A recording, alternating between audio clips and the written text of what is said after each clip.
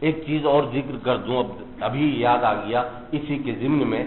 حضرت شاہ ولی اللہ محدث دہلوی نے حدیث کے درس کے سلسلے میں 3 طریقے بتائے ہیں کہ 3 طریقے چلے آ رہے ہیں۔ ایک تو حدیث پڑھانے کا طریقہ ہے سرد کا، روایت کا، یعنی یا تو شاگرد یا استاد حدیث سامنے رکھے اور اس کو پڑھتے چلے جائیں، اس پر کوئی کلام نہ ہو، یہ بھی طریقہ۔ عربوں میں بہت سی جگہ یہ بھی ہے، اس لیے کہ وہ دونوں شاگرد استاد عرب ہوتے ہیں تو مفہوم سمجھ لیتے ہیں، مفہوم سمجھنے کی حد تک، اور حدیث بہرحال پیش کر دی جاتی ہے، سند کے لیے اتنا ہی کافی ہوتا ہے، ضروری نہیں کہ اس کا ترجمہ مطلب اور اس کی شرح بھی بیان کی جائے۔ ایک طریقہ یہ رائج رہا ہے، خاص طور سے ایسی صورت میں ہوتا ہے کہ آپ بھی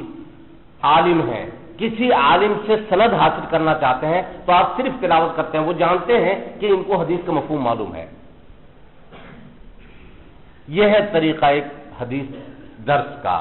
عربوں میں عام طور پر اب بھی حدیث کا درس اسی طرح ہوتا ہے، اگر کہیں کہیں ضرورت محسوس کی تو انہوں نے وہ تشریح کر دیتے ہیں، لیکن ہمارے یہاں بر صغیر میں اس کے برخلاف ہے۔ دوسرا طریقہ ہوتا ہے حدیث کا کہ حدیث کی روایت پڑھی گئی اور اس کے بعد اس کا ترجمہ کیا گیا، مطلب بتایا گیا اور مختصر طور پر اس کی تشریح۔ تم لوگوں نے پڑھا نہیں، ورنہ یہ طریقہ عام طور پر ہم نے دیکھا تھا، ہمارے شیخ الحدیث اللہ غریق رحمت فرمائے حضرت مولانا محمد نعیم دیوبندی یہاں پڑھاتے رہے ہیں، ابھی چند سال پہلے انتقال ہوا ان کا، شیخ الحدیث وہی رہے ہیں مستقل طور پر ہمارے یہاں 20 سال تک سمجھیے۔ ان کا طریقہ یہی تھا۔ ایک تیسرا طریقہ ہے پڑھانے کا، اور تیسرا طریقہ یہ ہے کہ روایت پڑھی جائے، عبارت پڑھیں اور اس کے بعد اس کا ترجمہ بتائے استاد، مطلب بتائے، اور مطلب بتانے کے بعد پھر اب اس میں لغوی تحقیق بھی شروع ہو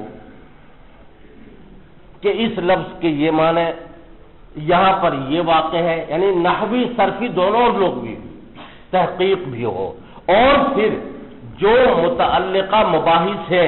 فقہ سے متعلق ہو، کلام سے متعلق ہو، تفسیر سے متعلق ہو، مکمل شرح کے ساتھ۔ یہ وہ صورت ہے کہ اگر اس انداز سے بخاری پڑھائی جائے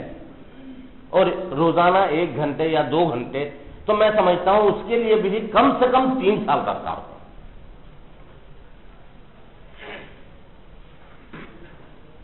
جسے آپ کہتے ہیں اپنی اصطلاح میں لفظی منہ شگافتیاں زیادہ ہوتی ہیں۔